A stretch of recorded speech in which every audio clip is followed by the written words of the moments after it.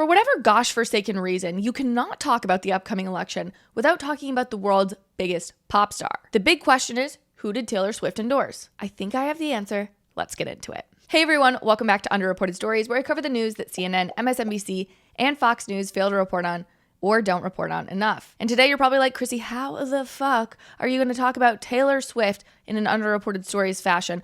Literally, she is the biggest pop star. Well, like all celebrities, there are parts of her career that just go untalked about, and I'm using my investigative skills to convince you that Taylor Swift is not going to endorse Kamala Harris.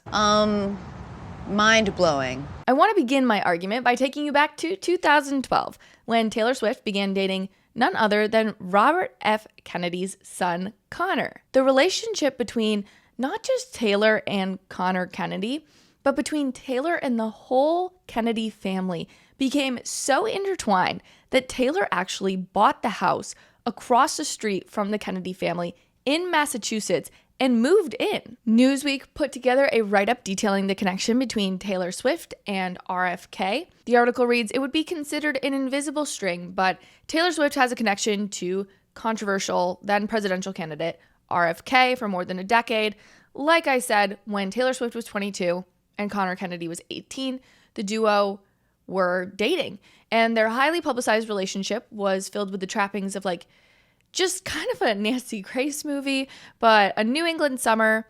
And Swift, like I said, purchased her own home next to the Kennedys' famed Cape Cod estate during their romance. However, Swift's romance with Connor wasn't just about appearances. The pair began dating just 2 months after Connor's mother had passed away from taking her own life in May 2012. For Connor, the singer-songwriter was a real shoulder to cry on. So you can kind of start to see how their lives were starting to get very intermixed and very serious very quickly. Though the couple went their separate ways that fall, so they didn't date very long, it wasn't over anything bad. It was over a distance thing. And then, Taylor Swift wrote some pretty nice songs about his time or her time with him. She goes on to say that she had written an ode to RFKJ's mother, Ethel, and a song about RFK Sr., so Bobby Kennedy Sr. It's kind of crazy. Rory Kennedy, one of the RFK's sisters, told people that at the time, Swift really just loves my mother, which is so sweet. Noting that Taylor Swift was inspired by the family and wrote a song about the family. Now, the article does try to do this weird kind of pitting Taylor against RFKJ in one spot. It talks about how RFK opposes, certain vaccinations, and Taylor Swift came out and said, I think people should get vaccinated, etc. But I think the article gives a very good taste at how these two families are intertwined.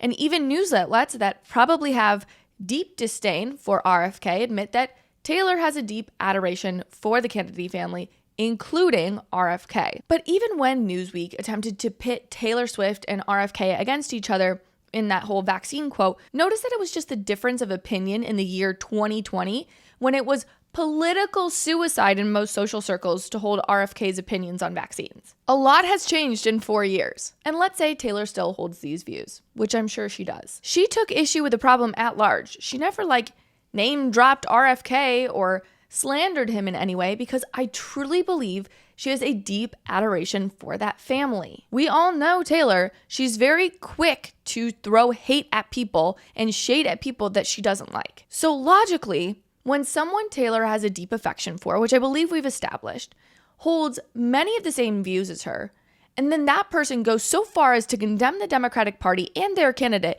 and not only that, but endorse the Republican, I just think that's got to be worth something when calculating whether she should use her star power to endorse a candidate. And RFK has been very open about how difficult it's been for him to endorse Trump over a Democrat.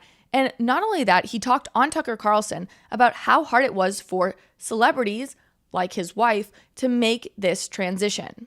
How hard a decision was that for you personally? It was it was an obvious decision for me. It should have been, but it was a very, very difficult decision. And we had, I have a very, very good team around me. And I was most worried about my wife, who was, about Cheryl, who, it was not comfortable with it. She's a lifelong Democrat. She's not the aristocracy. She comes from a very, I would say poor family in North Florida, but she found her way through idealism to the Democratic Party, and and she shares a lot of those values. So and her industry is very, very much aligned with the Democratic Party, probably more than any industry in our country and more than any town in our country. But here's the thing about Taylor Swift and the RFK endorsement of Trump. I don't expect Taylor Swift to endorse Trump. I never said that was my thesis. What I do believe is that Taylor falls more into a Cheryl category where she doesn't want to endorse someone she vehemently opposes, but she also doesn't want to support the Democratic candidate who even her Democratic friends and allies vehemently oppose, meaning I think she's going to stay silent. I also think it's simple logic to see that Taylor Swift has met people in the last few years who don't traditionally think like her, and I think they could influence how she views conservatives. If you follow the arc of Taylor's political journey, she grew up in a conservative area of Tennessee, actually not too far from where I'm sitting right now. And from knowing the area, she was probably around people who held pretty conservative views and maybe not the same views as her and her family. Then she became a pop star, and around 2016, she started getting incredibly vocal about her political views more than ever before because, let's be honest, 1, that level of fame makes you out of touch, and 2, she clearly had a case of Trump derangement syndrome. But in the last year,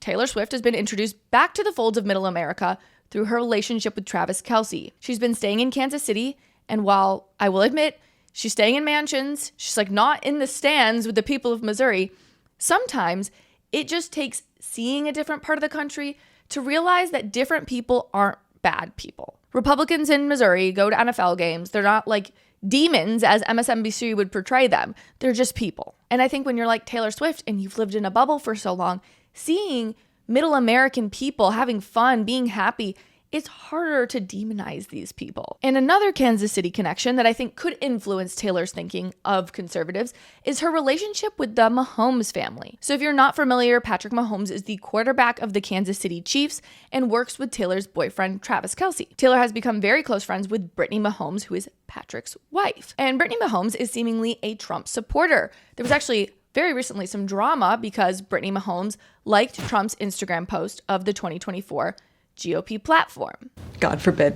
Now, there's a good chance that Brittany Mahomes and Taylor Swift never talk about politics. But there's also a good chance that Taylor knows who Brittany supports and Brittany knows Taylor disagrees, but they're friends anyway. And Taylor very likely did not have that kind of friendship in Hollywood and in the music industry. So when she's able to stop demonizing the opposing political party, maybe she's gotten to the point where she just doesn't want to put politics between her friendships. And my final reason for thinking that Taylor probably won't endorse Kamala is that whether she wants to admit it or not, a left-wing worldview on international politics almost killed thousands of her fans. Taylor Swift, love her or hate her, is the epitome of modern feminism worldwide. And you know what most Middle East countries and terror proxies hate? Feminists, and honestly, women. Over the summer, Austrian officials arrested 3 men who had an Islamic-backed terrorist attack planned for the Taylor Swift concert in Vienna. Taylor canceled the shows and was silent about what happened for a couple of weeks after. She broke her silence by saying she had a, quote, tremendous amount of guilt, which could have been for canceling the shows that people spent, time and money on, but also she probably felt a lot of guilt for what could have been the death of her fans. And I don't think normies like you and I realize the psychological damage that something like that would have on a person. Like, that is a lot of guilt that she would have felt for an attack that, praise God, didn't happen, but very well could have. And I do doubt that she's viewing this through such a critical thinking lens.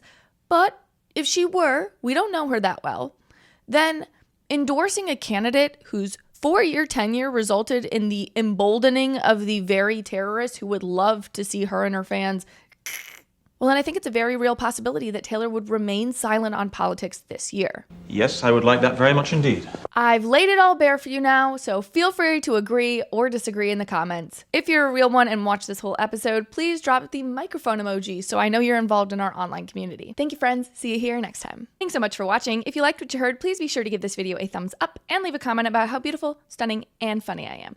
And if you want more content based in logic, be sure to click over here for more videos and clips of my show. If you have the means to financially support the show, consider purchasing from my merch line, Based Apparel, linked right below. I really appreciate it, and I'll see you back here next time. Bye, friends.